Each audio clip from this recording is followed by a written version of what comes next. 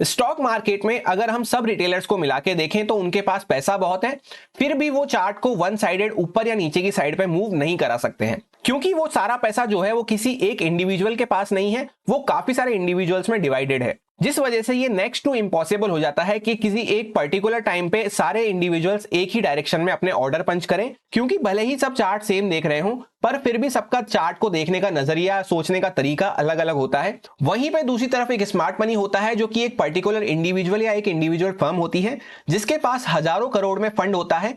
उस फंड को यूज करते हुए एक पर्टिकुलर पॉइंट ऑफ टाइम पे किसी भी साइड पे वो एक डिमांड या एक सप्लाई क्रिएट कर सकता है अच्छे अमाउंट में।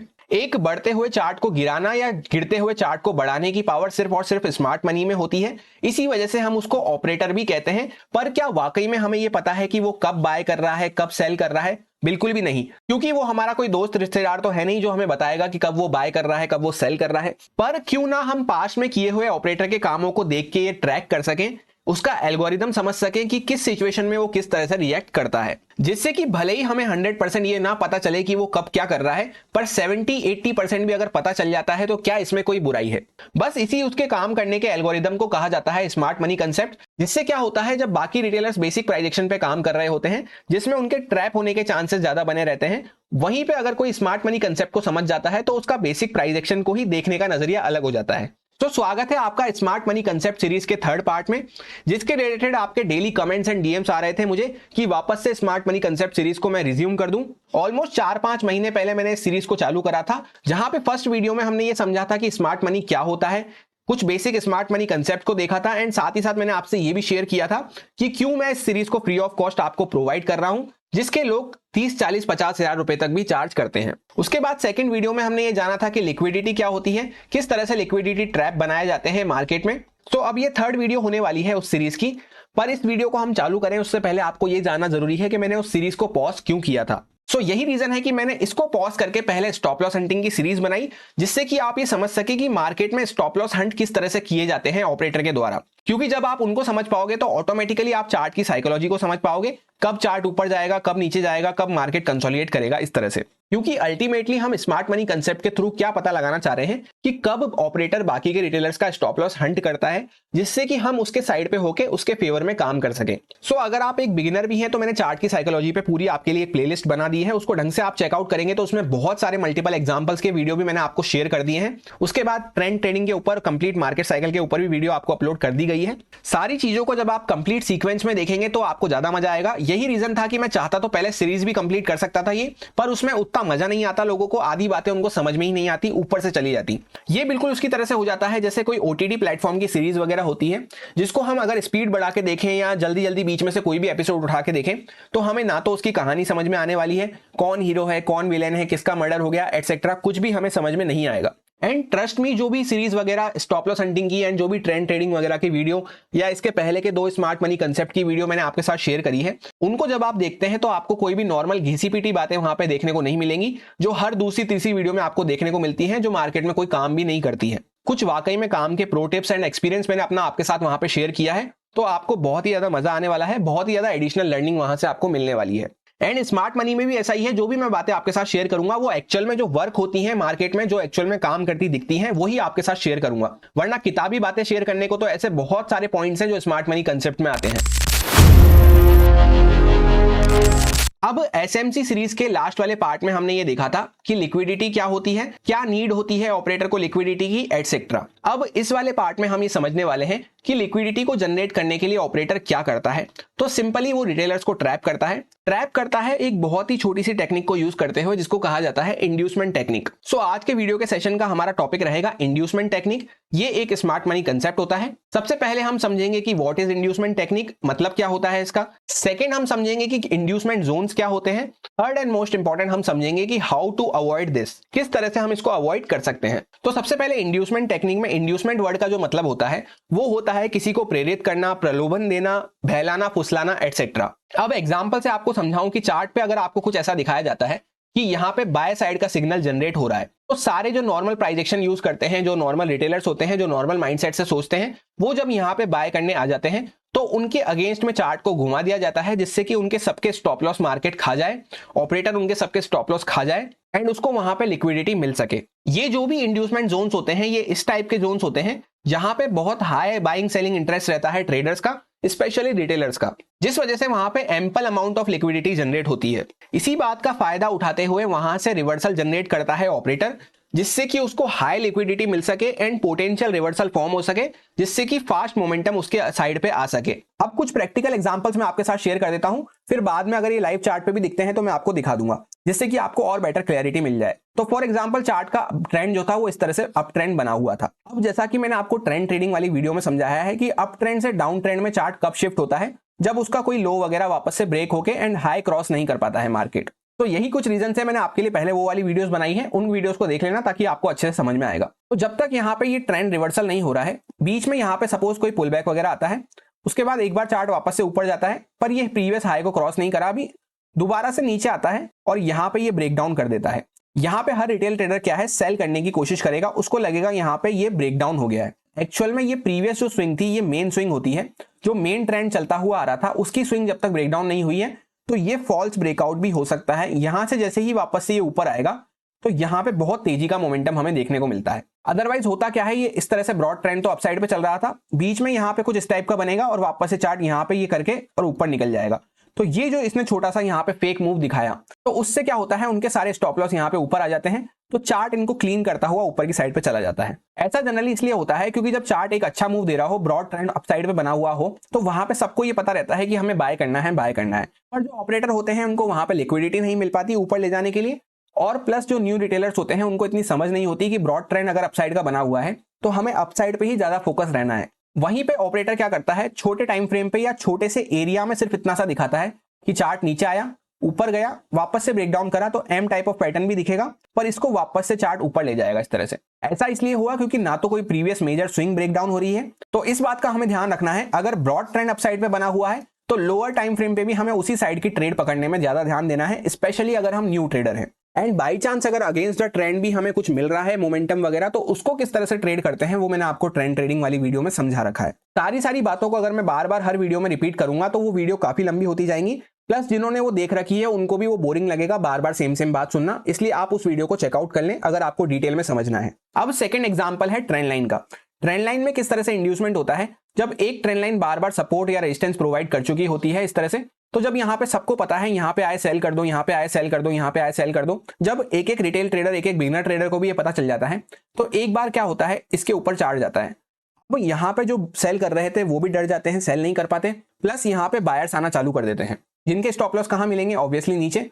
तो चार्ट यहाँ से पोटेंशियल रिवर्सल एक दिखाता है। अब ऐसा होने के पीछे यहाँ पे मेन रीजन ये है क्योंकि पहले तो यहाँ पे सबको पता चल गया था कि यार यहाँ पे आए शॉर्ट कर दो, आराम से प्रॉफिट बन जाता है। तो जब हर रिटेलर को ये बात पता चल जाती है तो ऑपरेटर वैसा काम नहीं करता है जो सबको पता हो। दूसरा, अगर चार्ट पे यहाँ पे रीजन समझे तो इसने अभी तक प्रीवियस हाई को क्रॉस नहीं करा है। ट्रेंड लाइन के साथ साथ प्रीवियस हाई भी क्रॉस होना चाहिए। इसकी इंपॉर्टेंस क्या होती है मैंने आपको रिसेंटली ट्रेंड लाइन वाली वीडियो में समझाया था, जो इसी वीकेंड पे आई है। फिलहाल सिर्फ इतना सा समझ सकते हैं आप कि एक अच्छी ट्रेंड लाइन ब्रेकआउट वो होती है जब ट्रेंड लाइन के साथ साथ उसका प्रीवियस स्विंग भी ब्रेकआउट होना चाहिए, तभी उसका कंफर्मेशन माना जाता है एंड तभी उसको डबल स्टॉप लॉसेस मिलते हैं। थर्ड टाइप का इंड्यूसमेंट होता है रेंज वाला इंड्यूसमेंट। जब चार्ट इस तरह से एक रेंज में घूम रहा होता है सेम सपोर्ट एंड रेजिस्टेंस पे, अचानक से वो थोड़ा सा नीचे जाता है फिर वापस से ऊपर आ जाता है। सो इसके पीछे का मेन रीजन ये रहता है कि सबको जब पता चल जाता है कि यहाँ पे आए बाय कर लो, यहाँ पे आए सेल कर दो, यहाँ पे आए फिर से बाय कर लो, यहाँ पे आए सेल कर दो, तो उसको ये चेन को ब्रेक करने के लिए एक साइड पे इस तरह से जाना पड़ता है।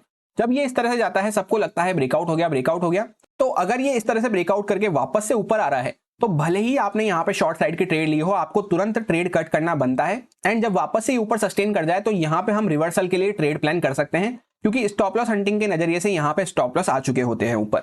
जो नॉर्मल ब्रेकआउट सबको दिख रहा है वो एक अच्छा ब्रेकआउट कभी भी नहीं होता है। एक सही ब्रेकआउट वो होता है कि चार्ट लेवल के पास आए, वहां पे कुछ कंसोलिडेशन करे और थोड़ा सा वहां पे ऐसा दिखाए कि वापस से वो इस बार भी वहां पे रेजिस्टेंस लेगा, फिर वो उसको ब्रेकआउट करे। जिस वजह से क्या होता है, यहाँ पे जब उसको स्टॉप लॉस मिलेंगे तभी वो अच्छे से ब्रेकआउट कर पाएगा। क्योंकि हर बार जब वो यहाँ पे आ रहा था लोग शॉर्ट कर रहे थे, तो इस बार भी जब उसको ब्रेकआउट भी करना है तो यहाँ पे कुछ ऐसा सिग्नल दिखाना पड़ेगा कि मैं वापस से नीचे जा रहा हूँ। तो उसमें भले ही आप एंटर भी हो गए तो वहां पे तुरंत एंटर की को कट कर दें अगर वापस से चार्ट इसके ऊपर निकलना चालू करता है, एंड वहां पे अगर रिवर्सल वगैरह दिखता है तो वो कंपैरेटिवली फास्ट रिवर्सल हो जाता है। न्यू ट्रेडर्स यहाँ पे गलती यही करते हैं कि जब वो इस तरह का उन्होंने ट्रेड लिया डाउन साइड के लिए एंड ये ऊपर की साइड पे निकलना चालू करता है, वो होप करते हैं कि यार अब तो नीचे आ जाएगा, अब तो नीचे आ जाएगा, और यहाँ से जनरली बहुत तेज मोमेंटम हमें अपसाइड पे देखने को मिल जाता है, जिस वजह से उनका वो मोमेंटम भी हाथ से छूट जाता है। वहीं पे कभी कभी हमें देखने को मिलता है कि छोटी रेंज होती है। फोर्थ पॉइंट में हम देखने वाले हैं छोटी रेंज में क्या होता है। छोटी रेंज में जनरली आपको देखने को मिलेगा एक स्पाइक लगाया चार्ट ने, वापस नीचे आ गया, फिर नीचे की साइड पे एक स्पाइक लगाया, वापस ऊपर आ गया। तो ये इंड्यूसमेंट्स होते हैं, यहाँ पे ये स्टॉप लॉस हिट करवाने के तरीके होते हैं। इससे बचने के लिए सिंपली हमें ये ध्यान में रखना होता है कि जब भी चार्ट एक छोटी सी रेंज में है, वो अगर किसी साइड पे ब्रेकआउट कर रहा है तो वहां पे 1-2 मिनट पहले उसको सस्टेन करने दे निकल के, फिर जब वो वहां से निकलेगा तब ज्यादा अच्छा मोमेंटम वगैरह हमें देखने को मिलेगा। तो हल्का फुल्का अगर निकलता है तो वहां पे और अच्छे लेवल पे सेलर्स वगैरह को वहां पे सेल करने का मौका मिल जाता है। ऑप्शन सेलर्स वगैरह जो होते हैं उनको वैसे भी यहाँ पे डीके होते होते कुछ प्रॉफिट दिखने लग जाता है, तो थोड़ा बहुत दूर निकलता है तो उनसे उनको फर्क नहीं पड़ता है। पर वहां पे कंटिन्यू अगर वो रुकने लग जाएगा थोड़ी देर ऊपर की साइड पे, 1-2 मिनट 3 मिनट रुकने लग जाएगा या थोड़ा दूर निकलने लग जाएगा उस कंसोलिडेशन से, तब वो हमारे लिए कंफर्मेशन होता है कि हाँ वाकई में ब्रेकआउट हो रहा है।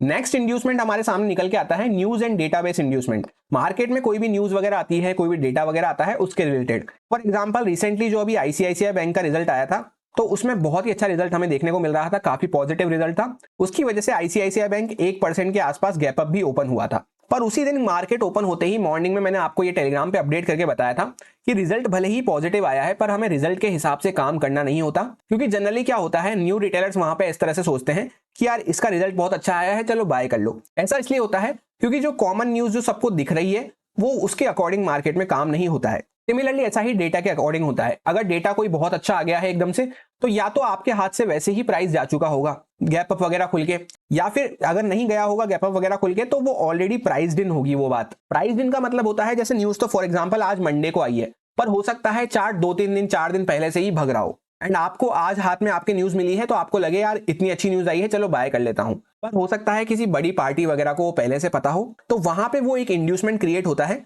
जहां पे बाकी लोग बाय करने आते हैं तो वो सेल करने की कोशिश करते हैं। इसका एकदम रिसेंट एग्जांपल मैंने आपसे शेयर कर दिया, आईसीआईसीआई बैंक। जो भी टेलीग्राम फैमिली का पार्ट है उनको याद आ गया होगा। इस टाइप के काफी सारे अपडेट वगैरह मैं वहां पे शेयर करता रहता हूं, तो आप चाहें तो उसका पार्ट बन सकते हैं, उसका लिंक आपको डिस्क्रिप्शन में मिल जाएगा। ये वाला था वो दिन, आप देख सकते हैं किस तरह से ये चार्ट गैप अप ओपन हुआ। तो गैप अप होने की वजह से यहाँ पे पहले ही ऑलरेडी प्राइस दिन हो चुकी है वो बात। तो उसके बाद जब यहाँ पे रिटेलर्स भर भर के एंटर हो गए तो वहां से ऑपरेटर को अच्छी खासी लिक्विडिटी मिल गई एंड यहाँ पे उसके लिए न्यूज इंड्यूसमेंट क्रिएट हुआ, जिस वजह से आप देख सकते हैं ऑपरेटर कितनी तेजी से चार्ट को नीचे लेके आ पाया। सो हमें कभी भी ये गलती नहीं करनी होती है, कोई भी मार्केट में पॉजिटिव या नेगेटिव न्यूज आए हमें ये देखना है कि मार्केट उस पर किस तरह से रिएक्ट कर रहा है। ये पॉइंट को खास ध्यान रखें। वैसे भी अभी मार्केट में रिजल्ट सीजन चल रहा है, जैसे कोई वॉर वगैरह हो गया, कोई स्कैम वगैरह हो गया, जो अनडिफाइंड इवेंट्स वगैरह रहते हैं, अनडिफाइंड न्यूज वगैरह रहती है, उसमें चार्ट हाथों हाथ भले ही रिएक्ट कर सकता है। एंड जैसा कि मैंने आपको टेलीग्राम पे डिटेल में समझाया भी था कि भले ही आईसीआईसीआई बैंक के रिजल्ट अच्छे आए हैं पर ये ओवर द क्वार्टर इफेक्ट डालते हैं। जैसे इस क्वार्टर के रिजल्ट हैं तो नेक्स्ट क्वार्टर तक धीरे धीरे इफेक्ट डालते हैं। तो ऑपरेटर इमीडिएटली ना बाय करते हुए कहीं पे भी बीच वगैरह में भी बाय कर सकते हैं। जिनको लॉन्ग टर्म पोजीशंस वगैरह बनानी है वो कहीं पे आगे जाके बाय करते हैं जब बाकी लोगों का वहां से ध्यान हट चुका होता है। अब नेक्स्ट जो इंड्यूसमेंट रहता है वो सबसे इंपॉर्टेंट रहता है एंड सबसे ज्यादा हमें देखने को मिलता है। उसमें हम उसको कह सकते हैं retracement type of inducement. Retracement के टाइम पे जो इंड्यूसमेंट होता है रिट्रेसमेंट के तरीके से किस तरह से होता है, सबसे पहले थ्योरेटिकल समझिए, फिर एग्जैक्टली चार्ट पे मैं आपको दिखाता हूं। फॉर एग्जांपल कोई चार्ट यहां से मूव दिया, उसके बाद ये ऊपर इस तरह से कंसोलिडेट वगैरह कर रहा है या इस तरह से यहाँ पे कुछ प्राइस एक्शन वगैरह बना रहा है, पर इसने अभी तक भी अपने 50% पार्ट को रिट्रेस नहीं करा है। तो यहाँ पे बहुत हाई चांसेस हो जाते हैं कि एक बार चार्ट पहले इन सब का यहाँ पे स्टॉप लॉस हिट करेगा, जो यहाँ पे सब बाय करे हैं इस पूरे एरिया के आसपास, फिर वापस यहाँ से इसको ऊपर लेके जाएगा। सिमिलरली ऐसा ही डाउन साइड पे भी होता है, जब चार्ट एक फॉल कर चुका होता है, एक ट्रेंडी मूव दे चुका होता है, फिर उसने यहाँ पे सपोज यहाँ पे इसके इस तरह से कर रहा है ये, पर अभी तक भी इसने 50% पार्ट को अपने टच नहीं करा है, रिट्रेस नहीं करा है। तो यहाँ पे जब ये बार बार लोग सेल करने की कोशिश कर रहे हैं, उनका स्टॉप लॉस क्या होगा इस एरिया के आसपास, और ये नीचे नहीं जा पा रहा है, तो यहाँ पे हाई चांसेस हो जाते हैं एक बार ये ऊपर आएगा और ये जो यहाँ पे सारे लोग सेल करे हैं जिनके हाथ से ये अपॉर्चुनिटी छूट चुकी थी, तो एक बार जो पूरे लोग यहाँ पे इस पूरे जोन में सेल करे हैं उनका सबका स्टॉप लॉस यहाँ पे इस एरिया पे होगा, उनको वो हटाएगा चार्ट, फिर वापस से हो सकता है भले ही नीचे चला जाए। तो ये जो इंड्यूसमेंट हुआ इसको हम कहते हैं रिट्रेसमेंट काइंड ऑफ इंड्यूसमेंट, या Fibonacci retracement kind of inducement भी आप कह सकते हैं। उससे लगा के भी आप पता कर सकते हैं। अगर फिबोनाची रिट्रेसमेंट के ऊपर एंड उसकी कंप्लीट साइकोलॉजी के ऊपर आपको एक वीडियो चाहिए तो कमेंट करके बताना, मैं उस पर एक छोटी सी डेडिकेटेड वीडियो बना दूंगा, अगर सफिशिएंट अमाउंट ऑफ लोगों को ये बातें नहीं पता होगी कि फिबोनाची वगैरह कैसे यूज करते हैं। अब जैसा कि एक प्रैक्टिकल एग्जांपल आपको यहां पे शेयर करता हूं, ये जब एक ट्रेंडी मूव हुआ उसके बाद यहां पे चार्ट ने 50% के आसपास रिट्रेस किया तो अच्छे से ये वापस से ब्रेक डाउन कर पाया। उसके बाद दोबारा से ये जो ट्रेंडी मूव रहा यहां से यहां तक, उसका 50% के आसपास तक चार्ट ने रिट्रेस करा तो ये वापस से नीचे जा पाया। पर अब यहां पे आपको क्या देखने को मिल रहा है, ये जो ट्रेंडी मूव हुआ इसके चार्ट ने 50% को रिट्रेस नहीं करा। तो यहां पे आपको उसका एग्जांपल देखने को मिल जाएगा जो मैं आपसे कह रहा था, जब ये यहां पे इस तरह से कर रहा है, बार बार नीचे जाऊंगा पर नीचे नहीं जा रहा है, तो यहां पे ये जो जिन लोगों की यहां पे जर्नी छूट गई होती है, यहां से जर्नी छूट गई होती है, उनको एक फोमो वाली फीलिंग आ रही होती है। तो वो सब यहां पे स्टॉप लॉस अपने डाल के और फिर यहां से बार बार सोच रहे होते हैं कि अब यहां से चार्ट गिर जाएगा। तो आप खुद अपनी आंखों से देख सकते हैं क्या हुआ जब ये 50% रिट्रेस नहीं करा।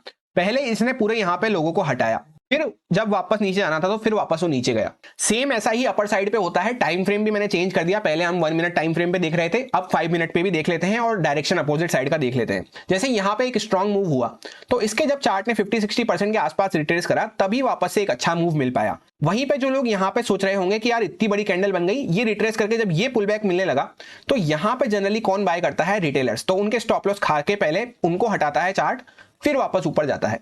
एंड वहीं पे उसके जस्ट पहले भी आप देखेंगे तो यहां से इस कोने से चल के यहां तक एक ट्रेंडी मूव हुआ तो उसके 50% के आसपास तक एग्जैक्टली रिट्रेस करा तो वापस से चार्ट आगे कंटिन्यू कर पाया। अब कुछ लाइव एग्जांपल्स आपके साथ शेयर कर देता हूं इंड्यूसमेंट के। जैसा कि आप देख सकते हैं यहां पे एक बहुत ही अच्छी रेंज बन रही थी, चार्ट धीरे धीरे करता हुआ ऊपर की साइड पे भी जा रहा था। ये दिन था फिन निफ्टी की एक्सपायरी का। तो मैंने आपसे यहां पे शेयर भी किया था कि अगर 560 के ऊपर चार्ट सस्टेन करता है तो बहुत अच्छी शॉर्ट कवरिंग हमें देखने को मिल सकती है।